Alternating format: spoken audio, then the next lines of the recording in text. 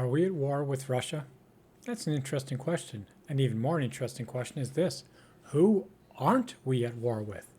We're at war with Canada, with China, with Mexico, even Greenland. We're at war with everyone. The only one we're not at war with is Israel, who's at war with everyone too. There isn't a country on earth Israel hasn't pissed off. And us too.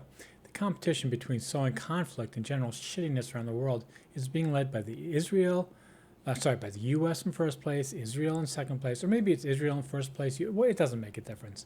Third place, maybe China. Historically, China is expert at passively pissing its neighbors off, but going out of its way to start wars in distant lands? Sorry, China is amateur hour. We are the axis of can't get along with everyone. The axis of all the world's problems are the fault of others, never ourselves. We are the nations of entitlement, the nations of do unto others as you don't want done unto you. The nations of our history means will always be on top, even though that's not what history says.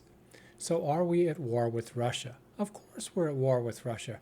We've been at war with Russia since the conclusion of World War II, when we decided we couldn't very well keep building weapons if we didn't have an enemy. So, Russia, you're it. Europe too was like, we can't just get along in peace and earth and all that. Russia, you're it for us too. And what about Russia? Are they at war with us? Of course they are. They too, since World War II, have decided it's better to have an external enemy than solve the poverty problem for all Russians who don't live in Moscow or St. Petersburg. Unfortunately, it isn't only about the US and Russia and China. Everyone is in a war-making mood. Look at Europe. Are they talking negotiations? Rehabilitating the UN? No, they talk about spending more for weapons. Weapons that will be used, mark my words.